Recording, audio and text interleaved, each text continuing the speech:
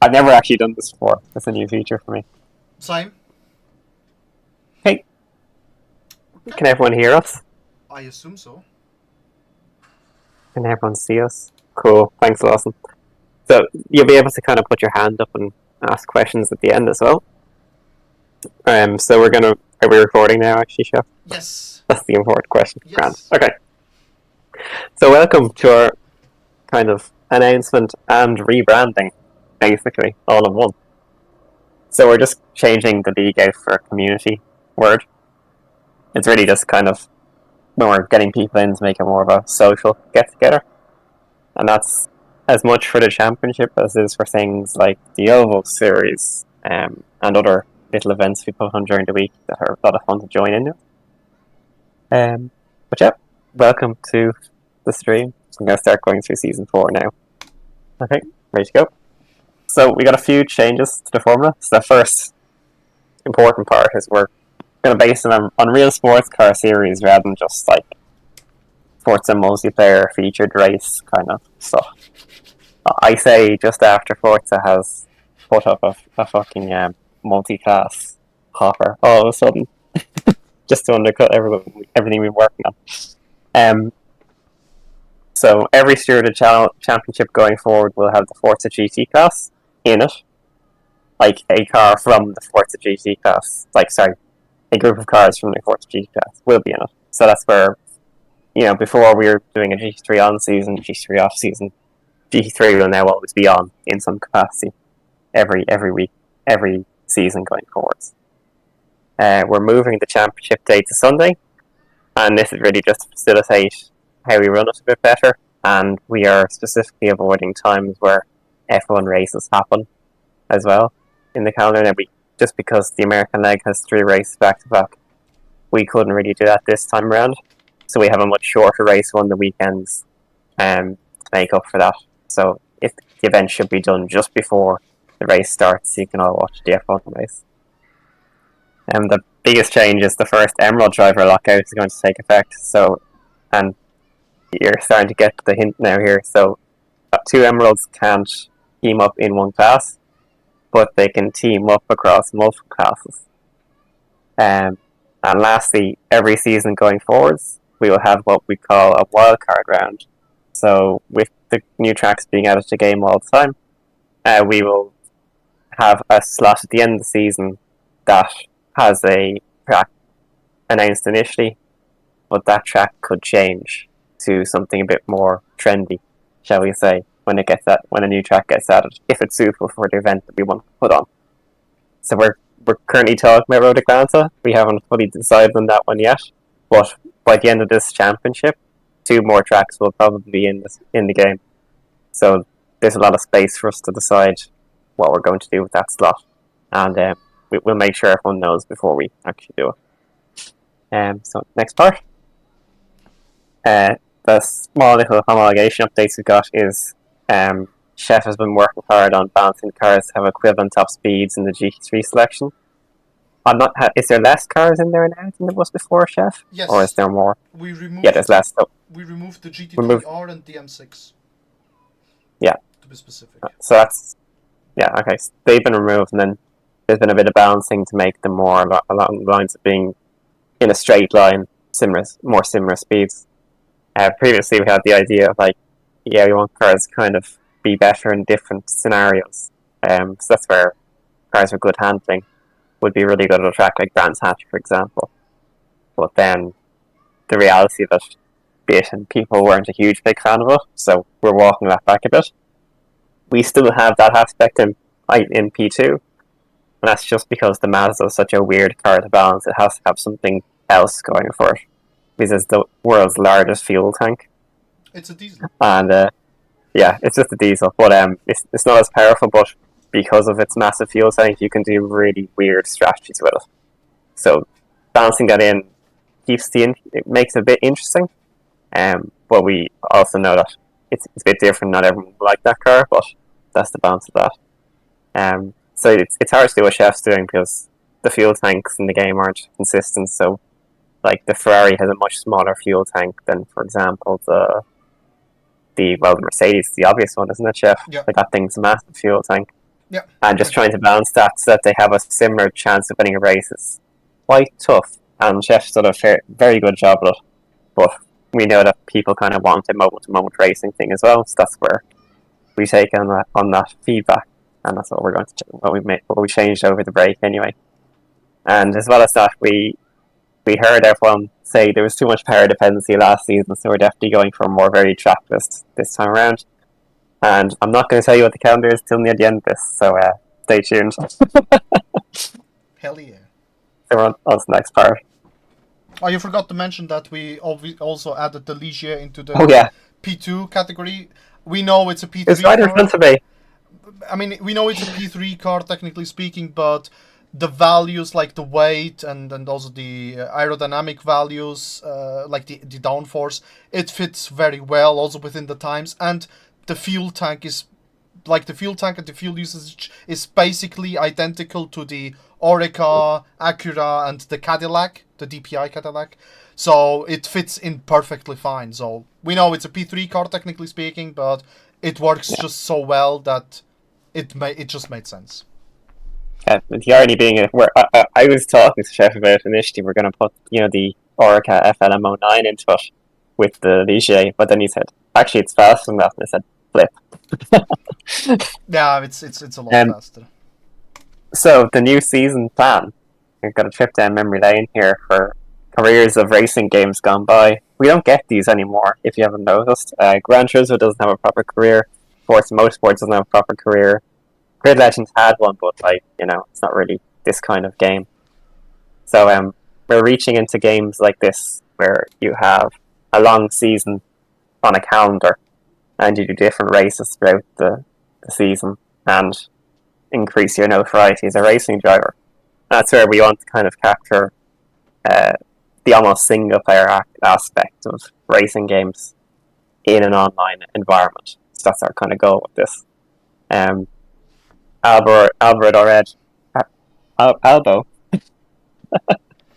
said when we started having these discussions as an admin team that he really wants to push the team management aspect of things, and he'd seen it, but had he seen another server do something with engineers and everything like that? He had these big ideas of having these digital racing teams almost.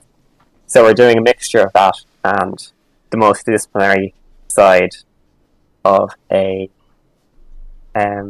single player racing game at the same time. But if you just want to race in GT3, we're also going to have that as an option. Algorand, yeah. Stein's absolutely fleecing me here. So the big change for drivers, and this is the take-home message for drivers here today. So this season is, the cat's out of the bag now, a multi-class season. Every season going forwards will have GT3 in some capacity, and in this case we have our standard GT3 homologation as one of the 3 classes this season. Drivers can sign up as either a P2 driver, a GT3 driver, or a TCR driver. And not every class will race every week.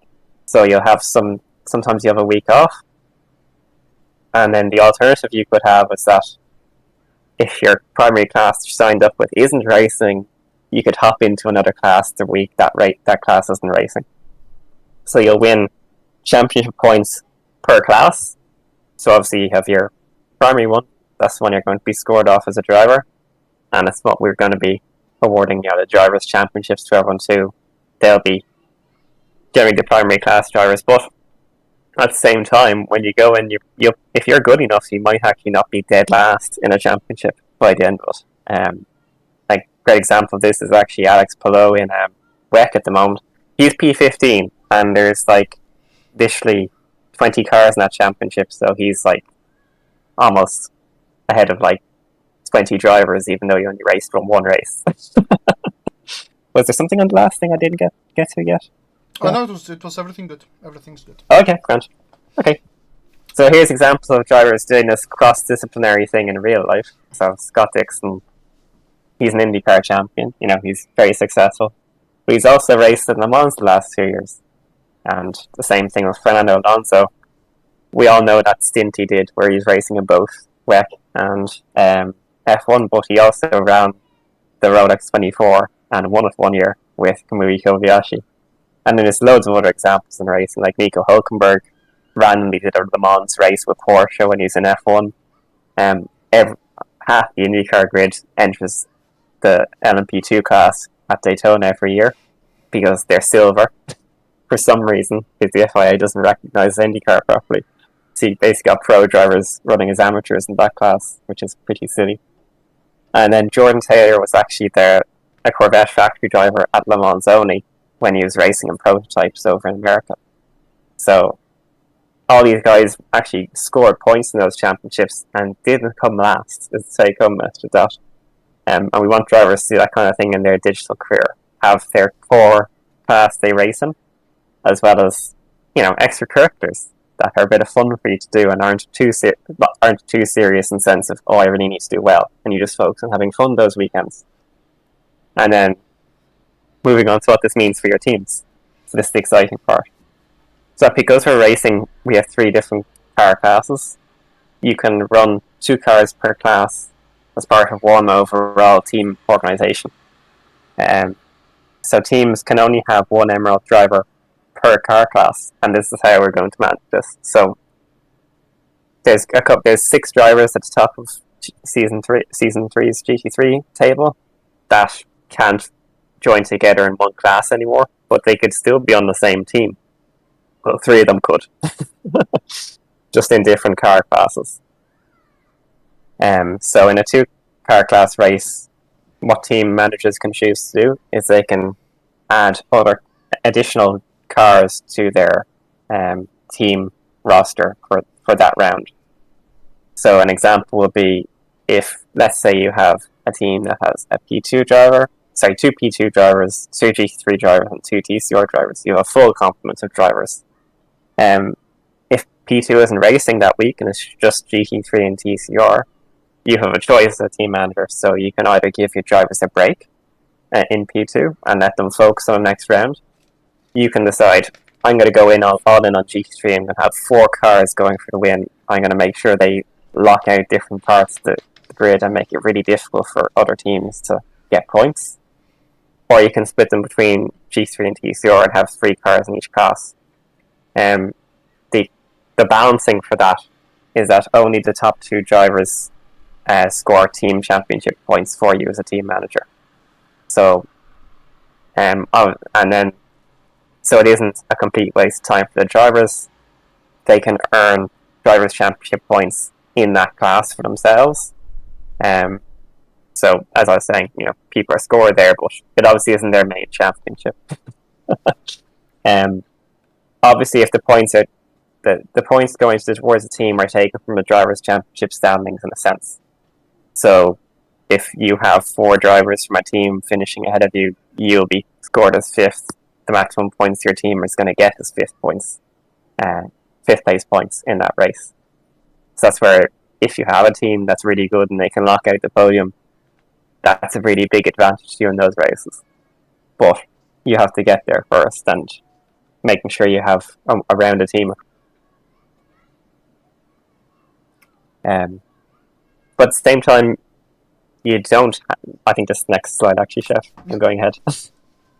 At the same time, you don't have to run in all classes. So we're obviously going to the point system. Obviously, favors running multiple classes because only 2 cars can score. But most of us are here for fun at the same time. And if you just find a certain class fun and you only want to race in that, that's totally for you. That's totally fine by us, and what we want you to do as well. So you're not required to enter all classes, but it's recommended if you want to be the team champion. So how we're managing this to make the races more fun will be there's 8 chartered cars per class, and the NASCAR fans among us know what that means anyway. So the concept is that when we have our 3 class races, we will have an 8-8-8 split with the cars. To become a charter car, you are confirming that you will 100% make all 4 of the 3 class rounds. And that's just to be fair to everyone who's entering the championships. You don't get a shit event experience with 2 cars in each class, and we're all bored out of our minds for that race. So that's That's what we're kind of focusing on there. We still have the privateer system as well. So if something happens and not everyone can race that, that's also totally fine. We will have the privateers, and that will mix the balance of it. So you're not necessarily going to have 888, but that's our target for this. And as well as that, let's say you are a team and you guys just want to race in 2 classes. That's totally fine. You could partner with another team that wants to run the 3rd class, and then you can share the drivers with each other and have this combo name, the Wombo combo, like Aston Martin, Red Bull Racing, that kind of thing that we see in F1 a few times, and IndyCar as well. We're expecting GT3 to be the most popular, and when we get all the applications in for it, we are going to prioritize people who have a history of attending events, as well as new drivers who are new teams who are unproven as well, so that they have a chance to get in and join. But if, let's say, you only entered 1 round in Season 3, your chance of getting into the GT3 class is pretty slim.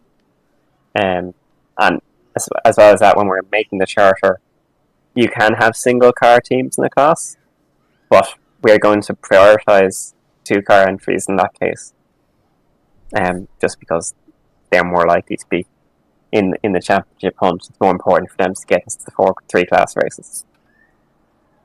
And next one, we're almost at the end now. The calendar.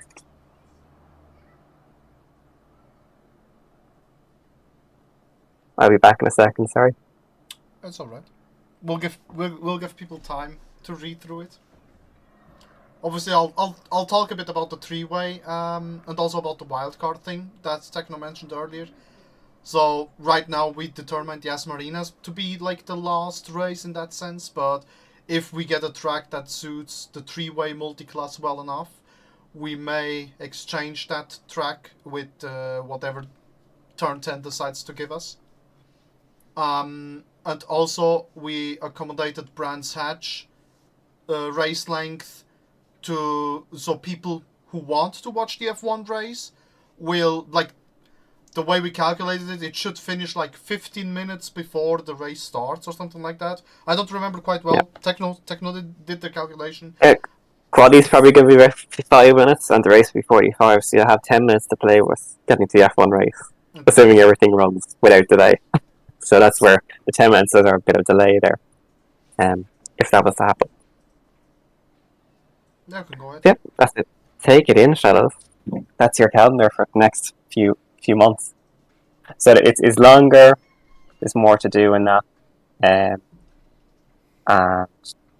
yeah, we're quite excited about how it's going to all work out. In the future, I think that's the next section. I'm way ahead of myself. I think that's the next slide. No, that's the slide afterwards because we have the Emerald thing. Yeah. But what we also want to emphasize is we want to have the diversity, and what's also very important is we are obviously only running like the full circuit variations. Like VIR will be the regular course, not some sketchy like the Grand West or Grand East. It will be just a regular course, same as with Daytona and with the chicane and everything. I just wanted to point that out, so it's clear. Yeah. To answer Lawson's question, just be fired it in. It's actually a great question for now. So there's no roulette this time around. That's the one thing. I knew I'd forgotten something on the slideshow. Yeah. The roulette is out. You have free car choice, but your team must be driving the same car. Yes. So you as a team, all 6 of you should agree. Yeah, if I'm racing the odd GT3 round that must be pulled in, I would like the Audi, for example. I don't want the Audi. I'm just using that as an example. So that would be me putting the vote in, but really the 2 guys who are electing to run GT3 should get the primary pick for that. You're just the kind of the P2 and TCR guys are kind of a guest, just in case. Oh god, not the Audi. I'll pick the Chevy. I'm a Corvette man. Anyway, so the reveal of who's getting the Emerald and Sapphire grades. So we went to the top 6 at the end of the season, and the reason we did that was because we originally announced the top 4, and every single one, all the top four was just the Kiwi guys. So to reflect kind of how the season will go, um, we went down to see Craze, and Craze did really well, and he actually missed 2 races, so that's even like he has less points than he should really. And then Xeno is our 6th person because Craze and Xeno were within 2 points of each other in the final season standings. So that's our group of guys who can team up with each other basically. But if you wanted to, you could have Sam in P2, Lightning in GT3, and Dan in TCR if you wanted, and then have other unknown quantities in with them. That's kind of the balance we're going to do. It's encouraging people to enter multiple classes. And then last, the Sapphire drivers. So this is all based around driver cleanliness, and this doesn't affect who you can team up with. It's more of a recognition of these guys know how to race clean. And we only gave to people who raced in 5 rounds and had less than 5 penalty points. And we'll tweak that as we go forward, how people get it. We had a lot of people who didn't race at least 5 rounds last season. So that's how they lost out on the Sapphire rating. So they're sticking to the normal Amethyst. But yeah, we have the 3 first Sapphire drivers, which is cool. And then the future. So even though there's only 24 drivers in a lobby, because of how we're splitting these up with certain races being just 2 classes, there's potential for 36 drivers to enter. Because that's like, you could have double the amount almost. So we could have 12 and 12 ideally in those races if everything works out well. But on the other side, I think realistically, if you were to have only 8 TCR and like still have 18 GT3, that's going to be a really cool race because you're just going to come across this unique traffic obstacle in your way every few laps. So we're super excited to see how that one goes. In the future, once we get enough numbers, we're planning to have single class races as part of the overall season. So let's say we get to this magical point in our time here where we manage to get 324s all together. That's really unlikely for it to happen. But if we have a whole 24 people in GT3, well, why wouldn't we encourage people to hop in and get into a race and just have a pure GT3 race at some point in the season? Chef and I were also talking about how we might split up GT3 even further. So we're looking at performance bands of cars and how we can have a more elite, open quotes, GT3 class, kind of like the way GTE was, with GT3s being the standard class. And we can also further stratify that with driver pace. So that's where we'd be looking at further down the line, changing the rating system to have a second rating based around your pace and letting the classes form in that way. And the other exciting thing is challenge spec class for slower drivers or faster drivers depending on the car. So that's again, we might have a 1 make in prototype that's a bit slower to give the slower prototype drivers a bit of something to fight for. And at the same, on the other end of the spectrum, we might find this really cool car that's a bit of a handful and more targeted towards fast guys. And then on the other side of it, we also have our long-standing oval series that Lawson's been doing a great job with. And we'd love to bring that to the open quotes off season of this season structure, which will be next time around. So GT3 might not always be the slower class. It could be the top class going forward. We know people have asked for Genesis as well. And like one of our big obstacles to doing something like the Genesis or the Mazdas is kind of like, well, everyone does that. And if you're just kind of copying someone else's, homologation wholesale, it's not very satisfying for us, and it makes us feel like we're copying other people. But because we're doing something totally different to everyone else now, there's more of a chance of us looking at something like the Genesis and the Masters. And having them as a secondary, like a slower class in a multi-class race, that's kind of cool. Yeah, I'm not sure how many people will like it, but that's where we're going to be taking feedback on this season and see how things go. We are ending middle of December, and then we'll have another one in the new year then. So we'll have time to consult people and see what your guys' thoughts are and how we can change things. Like, it might even get to the point where we have 24 GT3s at some point, and then you can almost cycle in the other classes in a different way. And then maybe even splitting GT3 into two groups based on pace, that kind of thing. Be exciting to see how things develop. I mean, Like, imagine putting the slower guys in a faster class, but they're not racing each other, but they're still going to get intermingling a bit and actually racing for position. That'd be exciting as well. Like, there's so much play around we have with how we can compose this going forward. What are you going to say, Chef?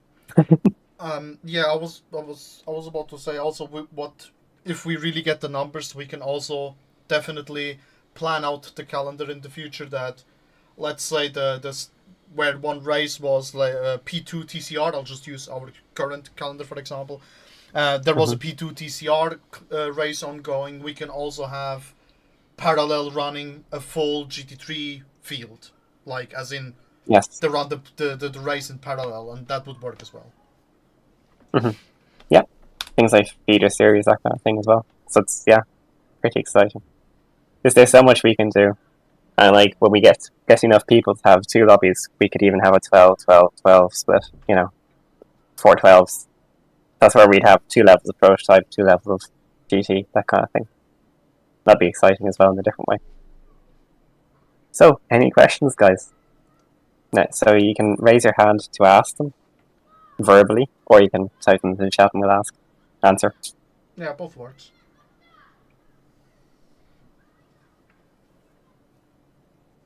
Oh yeah, the date actually, before I'm caught out here. We're just going to do a good few Ruby series this weekend at some point. I'm meeting friends tonight, so I'll see what my availability is before we commit to anything. And we'll be opening the sign-ups next weekend. Next week. So after weekend. Ooh, Lightning wants to speak. Hi, Lightning.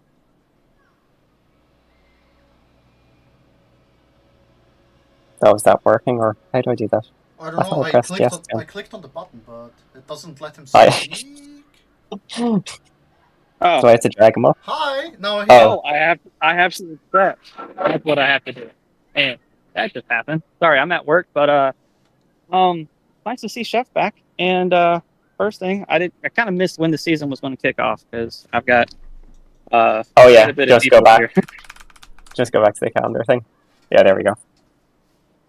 Is that helpful for you? So it'll start off in the 8th of September and it runs until the 8th of December. Yes. Okay, and it looks like we can have multiple people do different things if need be. So yeah, because I see all of us are on everything's on Sebring, but then you only got 2 on Kyalami, 2 on VIR, yes. 2 on Daytona, all 3 on Watkins, which looks kind of nice. All 3 are at Spa, and then Yas. And I do see there's. Did you miss the wild card? He missed the wild card, but he wasn't here. So the Yas Marina is just as a placeholder thingy because we are expecting to get at least another track, and depending on which track it is, we will maybe exchange Yas Marina with that track. Yeah. Well, I mean, we did get Road Atlanta. We just got Road Atlanta. So nice. We're discussing that. Yeah, we made this before the update. Yeah. We're still arguing about that one. I think let's try fit. I mean, this is my suggestion. Why don't we try fitting it in with one of the tracks that's the 2 classers, and we can make it another 3 class thing. We can fit it. You can fit it in like that because the track is big enough to suit all 3 car classes. Yeah. In theory. We will be discussing it anyway. Yeah. That's the baseline. But yeah, that's the gist. And so you enter drivers in their primary class, and they can hop in and act as a reserve in another class when their main class isn't racing. That's the TLDR on it. and only Okay, the top sweet. top two cars per class score points for the team, but you get drivers' championship points per class. So, you know, if you weren't racing in G3, but you were to race every time that, let's say, P2 isn't there and you went for P2, you'd still probably come midfield in G3. Let's be realistic, given your past driving. And Well, there's a this lot will of fast guys, and I've got a lot of people here that, especially Sean, that just showed up. I'm glad he's here, and he's very interested. I think he's a proto driver. He's got rapid pace. He's in the Logitech Grand Finals right now. Ooh, He showed real interest as well doing this stuff. yeah, A lot and of that's very a lot cool. of the three, a lot also of the three acronym guys are really excited. That's awesome to hear. And the other exciting thing is we're going to be changing how we display the race settings. So we're going to do a bit of a filming day over the next few days and get people involved for screenshots. So like if you ever look at the IMSA site, they have like, you know, the 6 hours of Indianapolis or whatever, and they have like a picture of last year's race with all the time it's starting and that kind of thing. So that'd be cool. Okay, sweet. All right. So Well, thank you guys for your I'll be time. sitting here on the website. Okay. Well, we'll definitely be discussing more about it. So let me get back to work, and I'll talk to y'all guys later. Thank you. Yeah. take care, Good luck lad. with it. Good luck, Lightning. Does anyone else have questions? Actually, Lawson asked if the new Aston is going to be added to the class, and yes, that will be in 99.9% of the case, because, yeah, I'm assuming the car is good enough. The fuel tank looks good enough. It depends on upgradability, but I'm assuming it should be fine. It's a GT. It should work. Yeah, But yeah, like we might actually get it in on time for the first round. Actually, yeah, because we will. It should the be. career. Yeah, It should be. yeah. But you're kind of when you're picking your car over the next few weeks, like you're kind of you're picking a car you haven't tested as well potentially. So we'll see. Yeah, that's the risk, but I'll definitely spend my time on the homologation thing. So yeah, this will also be uploaded to YouTube, by the way, and we will link it so people who have missed and who have joined a bit late, no worries, you will be able to see it, the entire thing. Yeah. It's the 8th of September. 8th of September. I think. Oh yeah, the Aston release. I think it So will this be week. earlier than that. I think it will be 5th or something like that. Yeah, not much time to test. I'll get it done. Even if I have to spend like an all night long, I'll get it done. Don't worry about that. This is commitment to the bit from Chef. Hell yeah, always. Yeah. Any Any other questions, guys?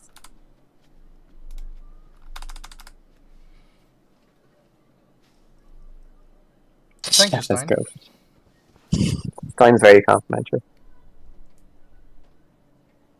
Oh, Light's in here. Light, you probably missed that. This is gonna get uploaded to YouTube as well, and we will link it so you can watch the entire thing when you have more time. Oh, the Skyline. Yeah, well, that will be a class of its own because it's JGTC, obviously. Yeah, if we ever do it. Well, let's hope it's- Turn 10 gives us more cars, because I want the Tom's Castrol Supra. Yeah, I want that. Yeah, that'd be awesome. That'd be amazing. Yeah, and And where that would even, again, as we were saying, with different levels of GT3, like, you know, different. Like you can put different classes in there and stratify on different things. It'd be pretty cool. Like in some races, they might be slower or faster. Same with the GTOs, to be honest.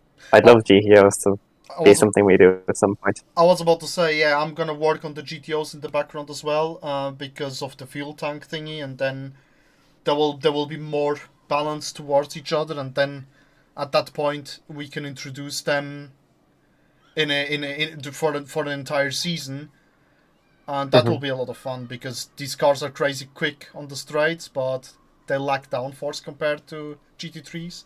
But the lap times are kind of similar, so it will be a very interesting pace and Yeah, we'll call it a Models multi-class, if you know what I mean. mm-hmm. Hard to know how those will go. Those will pan out. Be interesting. Very exciting. Yes. So yeah, we're really looking forward to seeing you guys in the grid this season. I'm hoping to race as many as I can. I'll probably end up having to be a privateer due to family issues. But yeah, I can't wait. Also, as you guys are signing up, definitely talk amongst yourselves what you're going to do. Because if you're close and pace with your friends and you race close together, that's the best place for you guys to be together in a class, you know. So just bear that in mind. We don't have the numbers to stratify people yet, but we will in the future. Yeah, That's all. if there's no questions left, then I'll guess we can end the recording. I mean, we can still talk, obviously, afterwards, but I think it was always very hard. Thank you, Stein. You're welcome as well.